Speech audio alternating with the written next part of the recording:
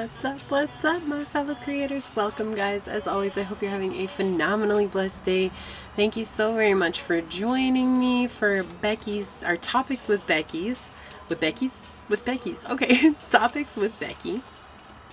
And today I want to talk to you guys about something that has very much made itself apparent in my own life. And so I hope to pass on this information to help you in your own journey and on your own Perth. What's up, my fellow creators? Welcome, guys. I hope you're having a phenomenally blessed day. Thank you so very much for joining me. I had to restart this video because I could not speak. I did not know what was going on. So I have a topic that I want to discuss to you guys about. It's something that is very important that has come up in my own life, and I hope to share it and help you in your own journey and on your own path, okay? Before we get into there, thank you for joining me for Topics with Becky. Please like this video, share this video, subscribe to my channel, set that notification bell down below. And without further ado, let's get into it. So I want to talk to you guys today about Aparigraha, and I hope that I'm saying that right. Aparigraha. It's part of the 8 limbs of yoga. And this literally means non-possessiveness, okay? It means non-attachment, non-grasping, and it helps us to overcome things such as jealousy and greed. And I bring this up because I think that this is something that we need to practice on a continual basis. We live in such a material possessive society that sometimes it's hard not to get caught up in being possessive, right? Like, we're possessive of the things that we own, we're possessive with our money, we're possessive of our friends, our families, our love. And sometimes we realize, or will be shown, that the more possessive or gripping you have on something, the more that you're going to strangle it and keep it from blossoming in your own life, right? And I bring this up with money because I think that's a problem with a lot of people, is that we're so possessive of our money and that we forget how it is to let it flow. And when we're in a state of flow and alignment with Source, everything is coming to us and we're provided everything that we need, and we don't have to fight for anything in our lives. It just simply is.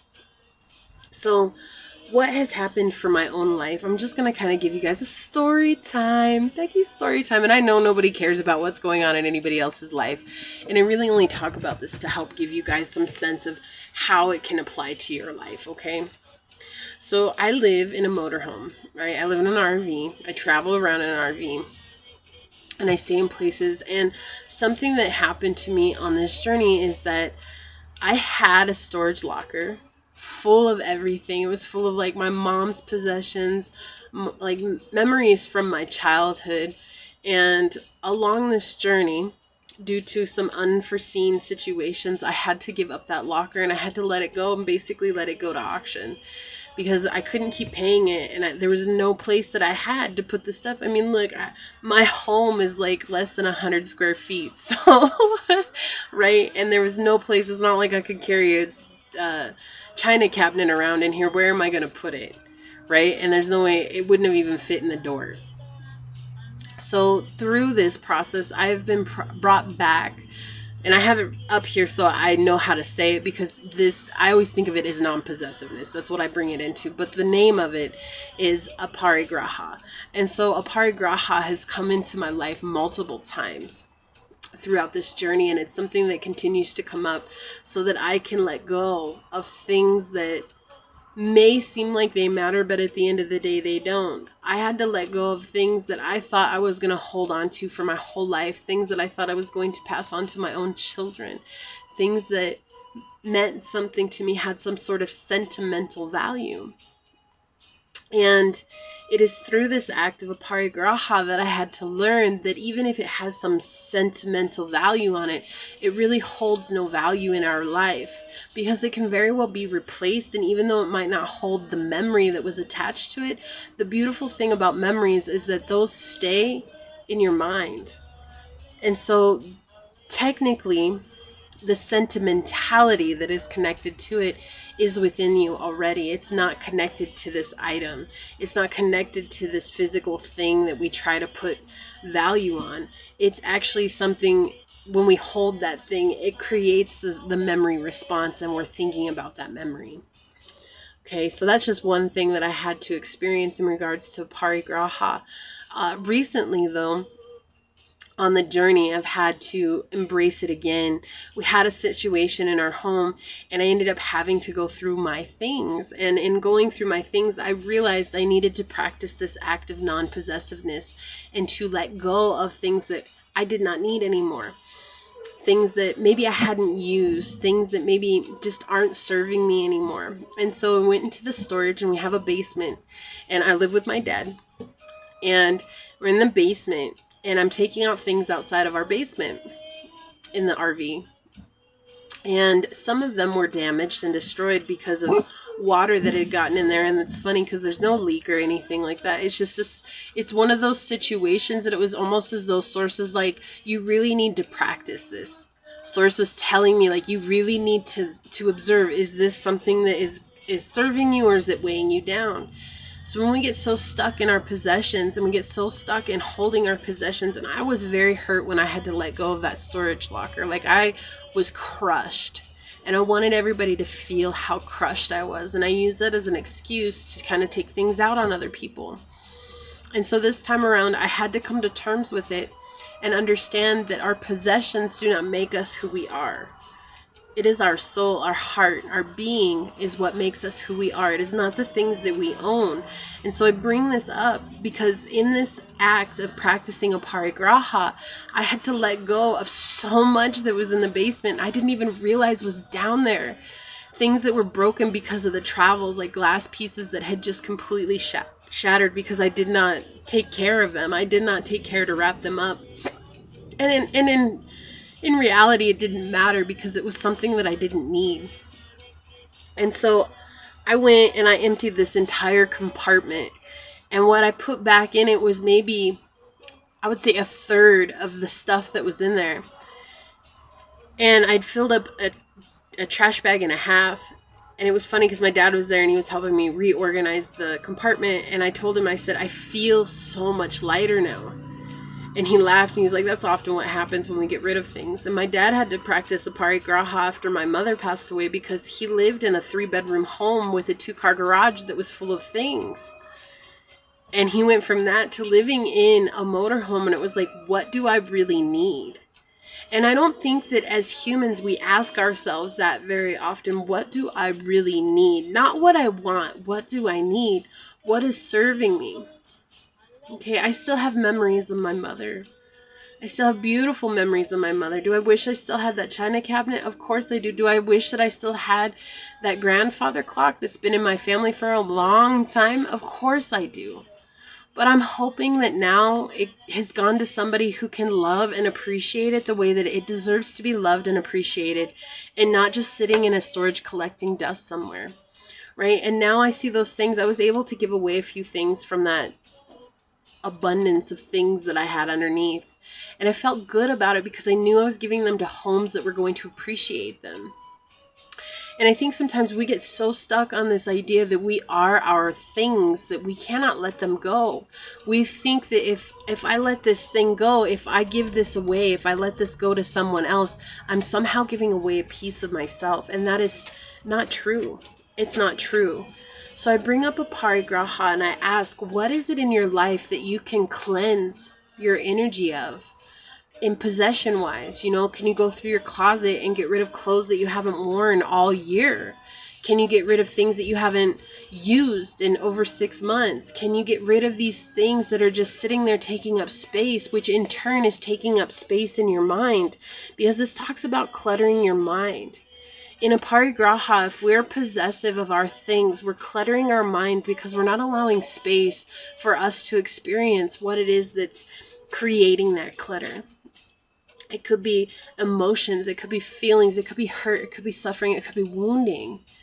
But if we're so connected to this physical thing and seeing that, holding it, having it in our hand, and we can't let it go, then that shows us our state of being, that we're not really willing or open to dealing with what's going on inside of us, because we've placed value on this thing outside of us and we're not seeing our own inherent value. Okay, and so I bring this up because it's something that just came up for myself, and I realized that it has come up many times on my journey.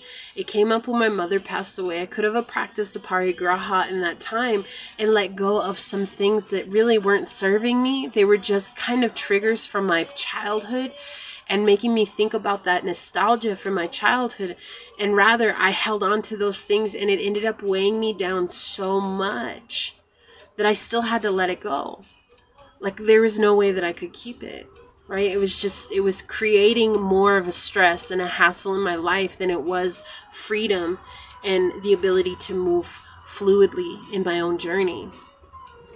And Aparigraha is such an important thing to practice, because I think this is something that we need to look at in terms of love. And it's funny because I'm actually just started doing some tarot readings in love. So if you guys are watching this, definitely check out my channel, because there's some zodiac tarot readings coming up in regards to love. And if they're not all out by the time this video is out, they will be soon. So just keep an eye out for yours, okay?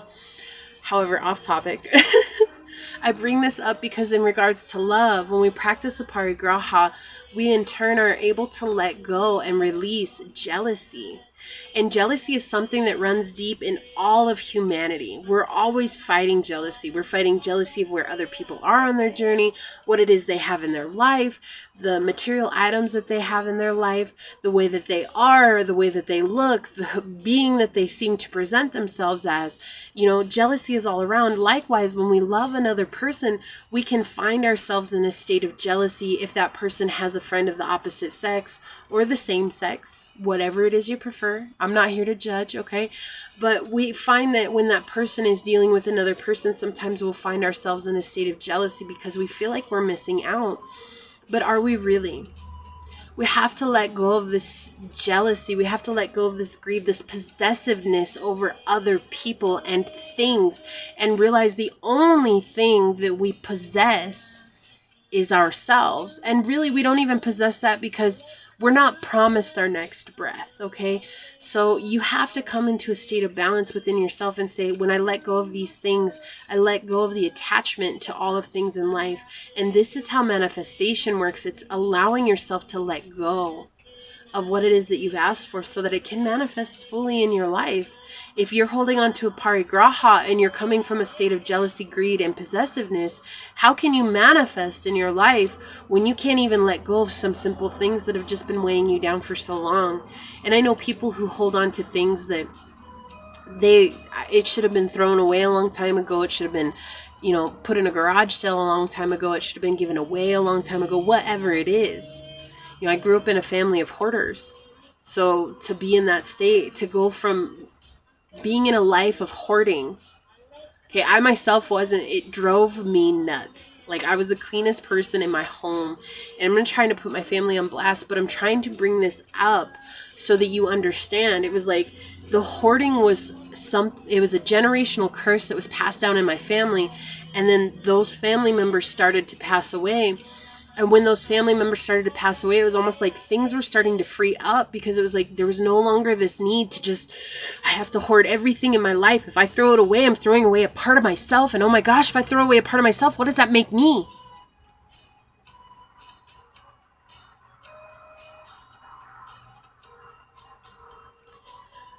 I'm not calling you out if you're a hoarder. What I'm saying is be open to practicing Aparigraha. If this piece, this item is no longer serving you, are you willing and open to letting it go? Maybe it's as simple as throwing it away. Maybe it's as complex as giving it away in your family. It doesn't matter. What matters is that you allow yourself the space to experience something new and freeing, and you will be amazed at how free and open you'll feel in just letting go of things that you don't need anymore. After cleaning that compartment down there, I felt so different. And mind you, I hadn't even looked at any of that stuff since we put it in there, and that was a year ago. I hadn't even looked at it. I hadn't even used it. I hadn't even opened it up. Could I have gotten rid of all of it? Probably. Probably. But there are some things in there that I felt that I wanted to keep. And so I kept them. And I thought, you know what? I practice this now. And you don't have to practice it in huge strides. Just practice a little bit at a time and see what comes.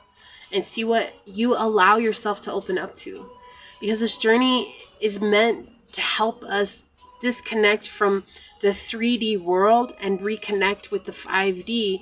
And you can do that in the act of Aparigraha. Thank you so very much for joining me, my fellow creators. Please like this video, share this video, subscribe to my channel, set that notification bell down below. I truly appreciate you allowing me your precious asset, your time. And until next time, go forth boldly, my fellow creators, and courageously find creative ways to rise above in life, laughter, and love. Becky's out of the house for now. Until I see you next time, peace out. I love y'all. Bye. Scooby, Scooby, Scooby, Scooby, Scooby, Scooby, Scoop, Scooby, Scooby, Scoopsy, Scoopsy, Scoopsy, Scoopsy, Scoops, ah, Scoopsy, Scoopsy, Scoopsy, Scoopsy, Scoopsy, Scoopsy, Scoopsy, Scoopsy, Scoopsy, Scoopsy, Scoopsy, Scoopsy.